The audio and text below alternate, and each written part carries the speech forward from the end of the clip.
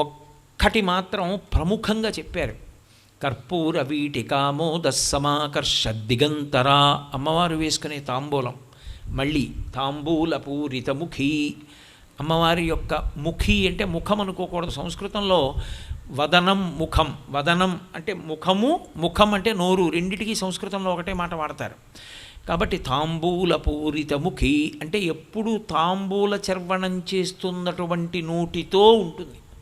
ఎందుకు అలా ఉండడం అంటే, పరదేవత ఎవరినైనా చాలా విశేషమైనటువంటి అనుగ్రహమును ఇవ్వాలి అని సంకల్పం చేసింది అనుకోండి, ఆవిడ ఇచ్చే ప్రసాదం ఏమిటో తెలుసా? ఆవిడ పాయసాలు పెట్టడం అవి చేయదు. పాయసం పెట్టడం దేని కొరకు అంటే అన్నతృప్తిని కల్పించడానికి. మీకు శరీరమునందు అన్నం లోటు రాకుండా ఉండడానికి పాయస పాత్ర పట్టుకుంటుంది. ఉభౌ దర్వీ కుంభౌ మణిగణక సంభావిత గుణౌ దదానా పాణిభ్యామృతరస మృష్ణాన్న కలితౌ కళాఢ్యా కళ్యాణీ కలిత సదనా శ్రీ గిరసి శిరసస్యసౌ భ్రామర్యంబా రచయితుమదిష్టార్థ విభవం అంటారు భ్రమరాంబాదేవి గురించి. అలాగే అన్నపూర్ణాస్వరూపం కాశీలో ఒక చేత్తో బంగారు పాత్ర పట్టుకుని తెడ్లు పట్టుకుంటుంది. పట్టుకుని ఆవిడ వడ్డిస్తుంది, ఆవిడ అన్నం పెడుతుంది. అందుకే అన్నపూర్ణి సదాపూర్ణి శంకర ప్రాణవల్లభే అన్నారు శంకరాచార్యుల వారు. ఆ తల్లి అన్నం పెడుతుంది. తాంబూల ప్రసాదం ఇచ్చింది అంటే చాలా విశేషమైనటువంటి అనుగ్రహాన్ని కృప చెయ్యాలని అనుకున్నప్పుడు మాత్రమే ఆవిడ నవ్వులుతున్నటువంటి తాంబూలపు పిడచ తీసి పెడుతుంది. మీరు జాగ్రత్తగా గమనించండి, లోకంలో ఎప్పుడైనా సరే ఉచ్ఛిష్టము దూష్యము. ఉచ్ఛిష్టము అంటే ఎంగిలి. అది నేను నోట్లో నవ్వులుతున్నది పెట్టక్కర్లేదు. ఒక పాత్రలో కొంత నేను తిని మీకు పెట్టాను అనుకోండి, అప్పుడు ఉచ్ఛిష్టం పెట్టారు అంటారు. అంటే ఎంగిలి పెట్టినట్టే లెక్క. ఎవరి ఎంగిలి చాలా అనుగ్రహపాత్రము? ఈశ్వరుడు యొక్క ఎంగిలి. ఈశ్వరుడు కంటితో అలా చూసినా అది ఎంగిలే. అసలు మనం రోజూ చేసేటటువంటి నివేదన ఈశ్వరుడు స్వీకరించడు. ఆయన తింటాడని మీరు భావన చేయకూడదు. భావన చేయకూడదు అంటే భావనామాత్ర సంతుష్టాయి నమః తింటోందనుకునే పెట్టాలి. కానీ ఆయన తినడు, అది ఆయన మర్యాద. ఆయన ఏం చేస్తాడంటే ప్రీతితో కళ్ళు విప్పి చూస్తాడు అలా పదార్థం వంక. ఆయన అలా ప్రీతి పొందాలంటే మీరు భక్తితో పెట్టాలి. ఎందుకంటే ఏ పదార్థము మీరు సృష్టిలో మీరు తెచ్చినవి కావు, అన్నీ ఆయనవి. ఆయనవి ఆయనకి పెట్టేటప్పుడు భక్తితో పెట్టాలి. అందుకే పత్రం పుష్పం ఫలం తోయం యోమే భక్త్యా ప్రయచ్చతి. ఏది నేను సృష్టించిందే, కానీ భక్తితో పెట్టు తింటానన్నాడు పరమేశ్వరుడు. భక్తితో ఇవ్వగలిగితే ఆయన చూస్తాడు అలాగా. ఆయన తినాలంటే ఒక్కటే మార్గం ఉంది, యాగం చేయడమే. యజ్ఞం చేస్తే యజ్ఞమునందు అంతర్భాగము హోమము. హోమమునందు స్వాహ అన్న శబ్దంతో హవిస్సుని సమర్పణం చేస్తారు. సమిధ, నెయ్యి, హవిస్సు, చెరువు అంటారు. ఈ మూడిటిని ఇస్తారు అగ్నిహోత్రంలో. మీరు ఎవరి పేరు చెప్పి స్వాహాకారం పలికారో ఆ దేవత దాన్ని తింటారు. అందుకే వర్షమునకు కారణం ఏది అంటే హోమమే.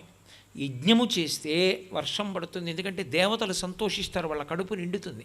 అది ఈశ్వరుని యొక్క నియామకం. మన కడుపులు నిండడానికి దేవతల కడుపు నింపాలి. మనం ఈశ్వరుడిచ్చినవన్నీ మనం తినకూడదు. మనం హోమం చేసి అందరం కలిసి ఆ హోమకుండంలో ఏదైనా వేశామనుకోండి, దేవతలు పుచ్చుకుంటారు. అందుకే ఒక దేవాలయానికి వెళ్ళినప్పుడు ఆ దేవాలయం యొక్క వైభవాన్ని 2 కారణాల చేత నిర్ణయం చేస్తారు. ఒకటి, యజ్ఞశాల ఉన్నదా, యాగశాల ఉందనుకోండి, ఇక్కడ ఏమైనా జరుగుతుందా అని అడుగుతారు.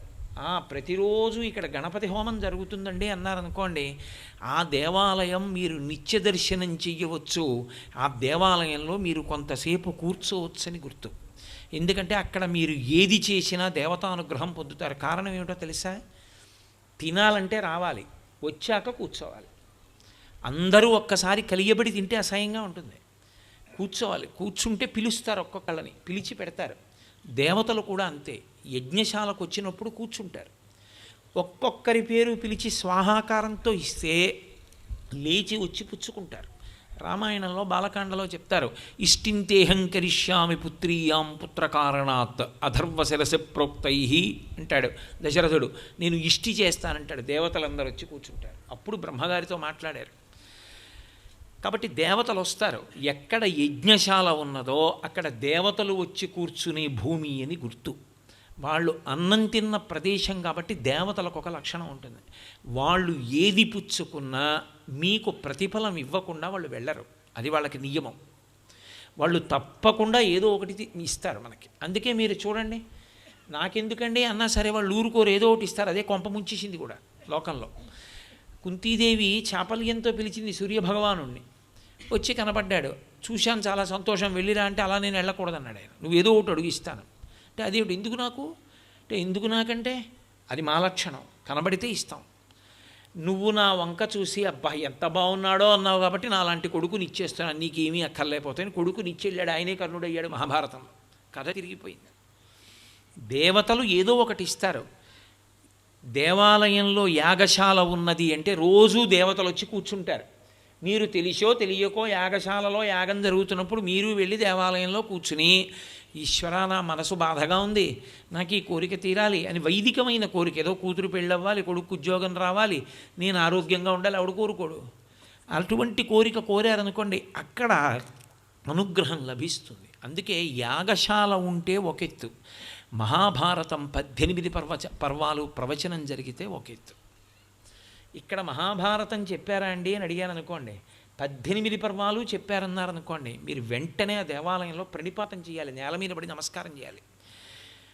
చెప్పక్కర్లేదు, చదివితే చాలు. అందుకే దేవాలయం కట్టినప్పుడు ఏం చేస్తారంటే మహాభారతం చదవడానికి నియామకం చేస్తారు ఒకరిని. వాళ్ళు ఏం చేస్తారంటే ఓ సంవత్సరంలోనో ఎప్పటిలోపలో నియమంగా మహాభారతాన్ని చదవడం పూర్తి చేస్తారు. చెప్పక్కర్లేదు, చదివితే చాలు. మహాభారతం పంచమవేదం, అంత గొప్పది. కాబట్టి దేవతలకు ఒక లక్షణం ఉంటుంది, వాళ్ళు పుచ్చుకుని మనకిస్తారు. కాబట్టి మనకి వాళ్ళు వర్షం కురిపిస్తే అన్నం వచ్చింది కాబట్టి కొంత హవిస్సుగా ఇస్తే వాళ్ళు తృప్తి చెంది మళ్ళీ వర్షాలు కురిపిస్తారు. వాళ్ళు కురిపించిన అన్నం అంతా మనమే దాచుకుని ఒక్క హోమం చేయడం మానేసామనుకోండి, వాళ్ళు కురిపించరు. ఎప్పుడు కురవకూడదో అప్పుడు కురిపిస్తారు. అప్పుడు నోటికి వచ్చేది రాదు, ఉపద్రవాలు వస్తాయి. కాబట్టి ఇది పరమేశ్వరుని చేత నియమింపబడినటువంటి ధర్మచక్రం. అది తిరుగుతూ ఉంటుంది ఎప్పుడు. మనం దేవతలకు పెట్టాలి, దేవతలు మనకి పెడుతూ ఉంటారు.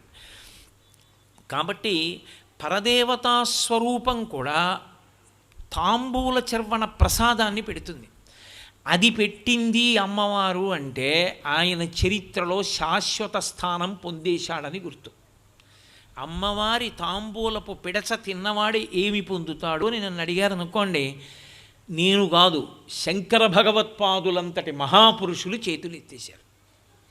నేను చెప్పడం కుదరదు అన్నారు ఆయన. ఎందుకని అంటే దాని యొక్క ఫలితము ఇంత అని చెప్పడం ఎవ్వరికీ సాధ్యం కాదు. అంతటి విశేషానుగ్రహాన్ని ఇవ్వాలనుకుంటే ఆవిడ తాంబూల ప్రసాదం ఇస్తుంది. అందుకే శారదానవరాత్రులు చేసే చోట ఒక నియమం చెప్తారు. మేము కాకినాడలో శారదానవరాత్రులు చేసినప్పుడు ఒకరోజు సువాసిని కుంకుమార్చనలు చేసుకున్నటువంటి సువాసినులందరికీ తాంబూల బహుకరణ చేసి అలాగే పూజ చేసేసి కూర్చుని తాంబూలం నవిలేసేయమని చెప్తాం. నవిలేసి ఆ ఎర్రటి నోటితో అమ్మవారి దర్శనం చేసుకుని వెళ్ళండి అని చెప్తాం. ఎందుకనంటే అది సువాసిని లక్షణం. అమ్మవారు పరమ ప్రీతి చెందుతుంది ఆడది మధ్యాహ్న కాలంలో తాంబూలం నవిలితే. ఎప్పుడు? భర్త భోజనం అయ్యాక. ఆయనకి పెట్టకుండా తాను తినేయకూడదు. అలా తాంబూలం తినేసింది అంటే భోజనం అయిపోయిందని గుర్తు. ఇంకేం సువాసినిత్వం, కేవలం పెళ్ళవడం కాదని నేను మీతో మనవి చేశాను కదా. అందుకే ఎవరైనా పెట్టారనుకోండి, ఇంగిలి పెట్టారంటారు. పరదేవత తాను నవ్వులుతున్న తాంబూలపు పిడచ పెట్టిందనుకోండి, మీకు సాధారణంగా కనపడే ఫలితం ఒక్కటే కనపడుతుంది. లౌకికంగా మహాజ్ఞానం అంకురిస్తుంది. కాళిదాస మహాకవి తిన్నాడు, మూకశంకరులు తిన్నారు. అలాగే మనకి జంబుకేశ్వరం అని చెప్పి అప్పుక్షేత్రం, జలక్షేత్రం, జలలింగం ఉంటుంది. అక్కడ అఖిలాండేశ్వరి తల్లి ఒక వంటవాడి నోట్లో పెట్టింది. ఆయన కాలమేఘన్ అని బిరుదు పొందాడు. నల్లటి మేఘం ఎలా వర్షిస్తుందో ఆయన నోటి వెంట కవితా ధారలు అలా వచ్చాయి. ఆమె ఎప్పుడెప్పుడు అనుగ్రహించిందో అప్పుడప్పుడు మహాజ్ఞానం అంకురిస్తుంది. ఆ జ్ఞానమే మోక్షమునకు కారణమవుతుంది. కాబట్టి ఆమెకి కామకోటి అని పేరు. కామకోటి పీఠం, కామకోటి పీఠం కంచి కామకోటి అంటుంటారు. కామకోటి అన్న మాటకు అర్థం ఏమిటో తెలుసా? కోటి అంటే హద్దు, కామ అంటే కోరిక. ఏ కోరికకైనా ఆమె హద్దు. కాంచీ క్షేత్రమనందు కామాక్షి పరదేవత యొక్క వేరు పేరు కామకోటి. కామకోటి అన్న మాట ఎందుకు వచ్చింది అంటే ఏదైనా ఇవ్వగలిగినటువంటి తల్లి. ఆ తల్లి తాంబూల చర్వణం చేస్తుంది. కామకోటి యందు ఆమె కామాక్షి దేవాలయమునందు మూకశంకరులను అనుగ్రహించింది. అక్కడే మూకశంకరులు ఆయన పుట్టుకతో మూగివాడు. అసలు అమ్మవారి గురించి ఉపాసన చేస్తున్నటువంటి వేరొక ఉపాసకుడు కామాక్షీదేవి యొక్క మంటపంలో కూర్చునున్నాడు. మూకశంకరులు అక్కడ కూర్చున్నారు. ఇద్దరూ ఉపాసన చేస్తున్నారు, ధ్యానం చేస్తున్నారు అమ్మవారిని. తల్లి అనుగ్రహించాలనుకుంది. కాలి మంజీరములు సవ్వడి చేస్తూ ఆ తల్లి నడిచొచ్చి అనుగ్రహించాలని అనుకున్న వ్యక్తిని తట్టింది భుజం మీద. ఆయన కళ్ళు తెరిచి చూశాడు. ఎవరు నువ్వు అన్నాడు. నేను కామాక్షిని, నోరు తెరు అని ఇలా నోట్లోంచి తాంబూలపు పిడచ తీసింది. ఛీ ఆడదానింగిలి అన్నాడు. ఆయన ఈ మాట అంటున్నప్పుడు పక్కన ఉన్నటువంటి మూగివారు నోరు తెరిచారు. అమ్మా అని. ఆయన నోటితో అనలేరు, నోరు తెరిచారు. తల్లి ఆయన భక్తి చూసి ఆ మూగివాడి నోట్లో ఆ తాంబూలపు పిడచ పెట్టింది. అంతే. ఆ కూర్చున్న ఆయనకి అమ్మవారి పాదాలు కనపడ్డాయి. అటు తిరిగి నిలబడింది ఆవిడ. 2 పాదముల వంక చూశారు. గొక్క తిప్పుకోకుండా 100 శ్లోకములు చెప్పారు. పాదారవింద శతకము అంటారు. అమ్మవారి పాదాల మీద 100 శ్లోకాలు. అసలు చదువుతుంటే మూకపంచశతి అబ్బా అనిపిస్తుంది. అంత అద్భుతం. మూకపంచశతి గురించి పెద్దలు ఇప్పటికీ ఒక మాట చెప్తారు. మూకపంచశతి మీద ఉపన్యాసం చెప్పడానికి నిర్ణయం చేసుకుంటే అమ్మవారి అనుగ్రహం ఉంటేనే చెప్పగలరు. అమ్మవారు అనుగ్రహిస్తే ఆయన యందు ఆమెయే నిలబడి మాట్లాడుతుంది. అందుకే మూకపంచశతి మీద ఉపన్యాసం చెప్పే వ్యక్తికి మీరు ఏదైనా ఇస్తే ఆయన కానీ తిన్నాడో సాక్షాత్ పరదేవత తిన్నట్టే. అంత గొప్పది మూకపంచశతి గురించి పెద్దలు అంటారు. సంధ్యావందనం కూడా చేయక్కర్లేదు మూకపంచశతి చెప్తే అంటారు. అంటే చేయకుండా ఉండడం కూడా తప్పకుండా చేస్తారు సంధ్యావందనం. కానీ అంత గొప్పది. ఆ మూకకవి అమ్మవారి పాదాలు చూసి 100 శ్లోకములు చెప్పారు. పాదారవింద శతకం. అమ్మవారు చిన్న చిరునవ్వు నవ్వింది. పక్క నుంచి ఇలా చూశారు. అమ్మవారి చిరునవ్వు మీద 100 శ్లోకాలు చెప్పారు. మందస్మిత శతకం. అమ్మవారు అటు తిరిగి నిలబడింది, ఆయన ఇటు కూర్చున్నారు. ఇలా చూసింది కడగంట. ఆ కంటి చివరి నుంచి చూసిన చూపు మీద 100 శ్లోకాలు చెప్పారు. కటాక్ష శతకం. అమ్మవారిని స్తోత్రం చేసి 100 శ్లోకాలు చెప్పారు. స్తుతి శతకం. అమ్మవారి పెద్దరికం గురించి 100 శ్లోకాలు చెప్పారు. ఆర్యాశతకం. 500 శ్లోకాలు చెప్పి ఆగాడు ఆయన. అమ్మవారు అంది, నీకేం కావాలంది. నాకు వాక్కు తీసేయమన్నారు. ఏమంది? నాకు నోట మాట లేదు పుట్టినప్పుడు. నువ్వు పెట్టిన తాంబూలపు పిడచ వలన 500 శ్లోకాలు చెప్పాను. నువ్వు నాకు మాట ఉంచితే ఏమైనా లౌకికమైన మాటలు మాట్లాడతానేమో, వద్దు తీసేయమన్నారు. అమ్మవారు మాట తీసేసింది. వారు కామకోటి పీఠాధిపత్యం వహించారు మూకశంకరులు. మా గోదావరి తీరంలోనే వారు సిద్ధి పొందారు. కాబట్టి అమ్మవారి తాంబూలపు పిడచ అంటే అంత గొప్పది. మూకపంచశతి ఇప్పటికీ మూకపంచశతి పుస్తకం మీతో ఉండి మీరు రోజు ఒక పువ్వు పెడితే మీరు పరదేవత పాదముల మీద పెట్టినట్టే, నన్ను నమ్మండి. అంత గొప్పది మూకపంచశతి. అమ్మవారి తాంబూలపు పిడచతో అనుగ్రహించింది. అందుకే అది ఎంగిలి కాదు. ఎంగిలి అనుకున్నవాడు మూర్ఖుడు. అమ్మవారి నోటి తాంబూలపు పిడచ తినగలగడం మహత్భాగ్యం. అది కోట్ల కోట్ల కోట్ల మందిలో ఏ ఒక్కరో అనుగ్రహింపబడతారు పరదేవత చేత. అందుకే ఆ లలితాపరా భట్టారిక కామాక్షి స్వరూపం చేసేటటువంటి తాంబూల చర్వణం గురించి మహానుభావులు శంకర భగవత్పాదుల సౌందర్యలహరిలో ఒక అద్భుతమైనటువంటి శ్లోకం ఇచ్చారు. అది ఒక నాటకీయమైన సన్నివేశాన్ని ఆవిష్కరిస్తుంది. ఎన్ని ధర్మములను అందులో పెడతారో. సువాసిని కదూ, అమ్మవారికి నివేదన చేసినటువంటి తాంబూలం వేసుకోవాలని చెప్పాను. అలా వేసుకునేటప్పుడు ఎన్ని నియమాలు ఉంటాయో, సువాసిని గౌరవం ఏమిటో చెప్పకుండా చెప్తారు శంకరాచార్యులు వారు.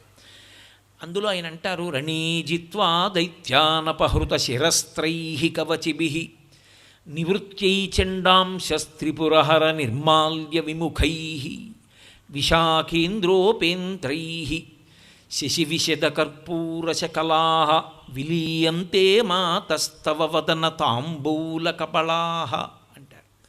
అమ్మా, ఒకానొకనాడు లలితాదేవి కూర్చుని తాంబూల చర్వణం చేస్తోంది. అమ్మవారు తాంబూలం నవ్వులుతోంది. శంకర భగవత్పాదులు అన్ని విషయాల్ని ఒకలా ఇవ్వరు, కొన్ని మన మనసుకి హత్తుకుపోయేటట్టుగా ఇస్తారు. ఎందుకని అంటే అలా వారు ఏదైనా ఇచ్చారు అంటే ఒకటే గుర్తు. అందుకే శంకర భగవత్పాదుల యొక్క వాంగ్మయంలో ఏ ఒక్క శ్లోకం పక్క శ్లోకంలా ఉండదు. మీరు సాధారణంగా ఎక్కడైనా శతక రచన అని ఉంటుంది, చదివితే అదే పనిగా 100 శ్లోకాల్లోనూ స్తోత్రం చేస్తారు, లేకపోతే పద్యాల్లో ఏదో పరమేశ్వరుడు గురించి స్తోత్రం చేస్తారు. శంకరుల రచన అలా ఉండదు. అందుకే అది సౌందర్య లహరి, అమ్మ యొక్క లహరి అది. ఆ సౌందర్య లహరిలో ఆయన మన మనసుని బాగా హత్తుకునేది చెప్తున్నాను అనుకున్నారనుకోండి, దానికి ఒక నాటకీయత కల్పిస్తారు. అంటే మీ కళ్ళ ముందు ఒక చిన్న నాటకం ఒకటి నడుస్తుంది. ఆ శ్లోకం చదువుతున్నప్పుడు అది మీ మనసు మీద చెరగని ముద్ర వేస్తుంది. ఆ ముద్ర వేసినప్పుడు ఉండేటటువంటి లక్షణం ఏమిటంటే మీరు కూడా దానిలో అన్వయమైపోతారు, దాని యందు తాదాత్మ్యత చెందుతారు. అదే లలిత కళా ప్రయోజనము. సంస్కృతి అని ఒక మాట. సంస్కృతి అన్న మాటకు అర్థం ఏంటో తెలుసా? కళా సంస్కృతి, ఇవి రెండు పక్క పక్కనే ఉంటాయి ఎప్పుడు. కళ అన్న మాటకు అర్థం ఏంటంటే పెరుగునది అని అర్థం. ఒక మనిషిని పెంచడానికి పనికి రాలేదనుకోండి ఆ కళ, అది కళ కాదు. కళ అన్న ముసుగు వేసుకున్నటువంటి దరిద్రం. కళ అంటే అవతల వారి యందు సంస్కృతిని పెంచాలి. సంస్కృతి అంటే ఉత్తమ భావజాలము, మంచి భావాలు మనసులోంచి ప్రకాశిస్తూ ఉండాలి. మనసులో ఏం పుడితే ఏముందండి, ఏది చేశామో అది కదా అని మీరు అనొచ్చు. కానీ మనసులో పుట్టిన భావము విత్తనమైతే మీరు చేసిన కర్మ చెట్టు. విత్తనం కనపడదు. మనసులో ఏ భావం లోపల గూడు కట్టుకుంటోందో అదే ఒకనాడు చెట్టు అవుతుంది. అదే చేస్తాడు ఏదో ఒకరోజు. ఉత్తమ భావనలు లోపల ఉన్నాయనుకోండి, ఉత్తమమైన కర్మలే చేస్తాడు. అందుకే ఉత్తమమైన భావములను అందించగలిగినది సంస్కృతి. ఆ సంస్కృతి దేని వలన వస్తుంది అంటే కళ వలన. అందుకే సంగీతం, మంచి పాటలు. సంగీతం అంటే వాగ్గేయకారులు ఇచ్చింది సంగీతం. వీణ, వేణువు, లేకపోతే ఒక మంచి నృత్యం, ఇవి మిమ్మల్ని భగవంతుడి దగ్గరికి తీసుకెడతాయి. అందుకే రాజోపచారములు అని చేస్తారు పూజ చివర. పూజలో మీరు మనసు అలా పెట్టి ఉంచాలి, కష్టం. మీ మనసుకి కూడా కాస్త విరామం ఇవ్వడానికి, అదే సమయంలో భగవంతుని యందు ఊంచుకోవడానికి రాజోపచారం చేస్తారు. అందులో గీతం శ్రావయామి నృత్యం దర్శయామి అంటారు. గీతం శ్రావయామి అన్నప్పుడు పాట పాడతారు. అది ఏ భాషలోనైనా పాడచ్చు. అప్పుడు ఆ పాట కానీ నృత్యం కానీ ఎందుకు చేస్తారో తెలుసా? మీ ప్రయత్నం లేకుండా మళ్ళీ మనసు భగవంతుడి దగ్గరికి ఎడుతుంది, అందుకు తీసుకొస్తారు. నేను మీకు ఒక ఉదాహరణ చెప్పాలంటే, కృష్ణకర్ణామృతంలో కృష్ణ భగవానుడి యొక్క రూపాన్ని వర్ణించాడు లీలాశకుడు. అందులో కస్తూరీ తిలకం లలాటఫలకే వక్షస్థలే కౌస్తుభం నాసాగ్రే నవమౌక్తికం కరతలే వేణుం కరే కంకణం సర్వాంగే హరిచందనంచ కలయం కంఠే చ ముక్తావళీం గోపస్త్రీ పరివేష్టితో విజయతే గోపాల చూడామణీం అన్నాడు. ఇప్పుడు ఒక నర్తకి వేదిక మీదకి వచ్చి కస్తూరీ తిలకం అని ఇలా చూపించి లలాటఫలకే వక్షస్థలే కౌస్తుభం నాసాగ్రే నవమౌక్తికం అని నర్తించి చూపిస్తోందనుకోండి, మీకు ఆమె కనపడుతుందా? ఆ పాట వింటూ ఆమె నర్తిస్తున్నప్పుడు కృష్ణుడు కనపడతాడా ఆమెలో? నర్తిస్తున్నది స్త్రీ, కానీ ఆ పాట వింటూ ఆమె ముక్కు చివర ముత్యాన్ని, ఆ కస్తూరి తిలకాన్ని చూపిస్తున్నప్పుడు మీకు కృష్ణుడు దర్శనమవుతాడు. అంటే మీ ప్రమేయం లేకుండా మీ మనసు భగవంతుడి వైపుకు ప్రయాణిస్తున్నది. కళ సంస్కృతిని ఉద్దీపింపచేయుట అంటారు. శంకర భగవత్పాదాచార్య స్వామి వారి యొక్క సౌందర్య లహరి ప్రత్యేకంగా మీకు నాటకీయ సన్నివేశం చూపించారు అంటే అది మీ మనసు మీద ముద్రపడవలసిన విషయమని గుర్తు. ఆ శ్లోకాన్ని మీరు జాగ్రత్తగా చదివితే మీ ప్రయత్నం లేకుండానే మీ మనసు అక్కడికి వెళ్ళిపోతుంది. అలా వెళ్ళిపోయినప్పుడు ఒకటి గుర్తుపెట్టుకోండి, మీరు ఏదో చూడవలసిన చాలా ముఖ్యమైన విషయాన్ని చూపించడానికి శంకరాచార్యుల వారు అలా చేస్తారు. అంటే మీరు ఆ శ్లోకం చదవడమే ధ్యానం, ఆ శ్లోకం వినడమే ధ్యానం. ఆ శ్లోకం చదివినా విన్నా తద్ధ్యానము చేత మీకు ఏది దర్శనం అవ్వాలో అది చదవడం చేత వినడం చేత దర్శనం అవుతుంది. అయినందువల్ల దాని ఫలితం అది మీకు ఇచ్చేస్తుంది. అందుకే ఈ శ్లోకాన్ని అలా ఇచ్చారు శంకరాచార్యుల వారు. రణీజిత్వా దైత్యానపహృత శిరస్త్రై కవచిభిః మొదటి పాదంలో వర్ణిస్తున్నారు. పరుగు పరుగున వచ్చారు. రణీజిత్వా దైత్యులంటే రాక్షసులు. రాక్షసుల్ని యుద్ధమునందు జయించి పరుగు పరుగున వచ్చిన వారు ఎవరు వాళ్ళు? మూడో పాదంలో చెప్తారు. విశాఖేంద్రోపేంద్రో, ముగ్గురి పేర్లు చెప్పారు. విశాఖుడు, ఇంద్రుడు, ఉపేంద్రుడు అని ముగ్గురి పేర్లు చెప్పారు. సర్వం శ్రీ ఉమామహేశ్వర పరబ్రహ్మార్పణమస్తు. స్వస్తి.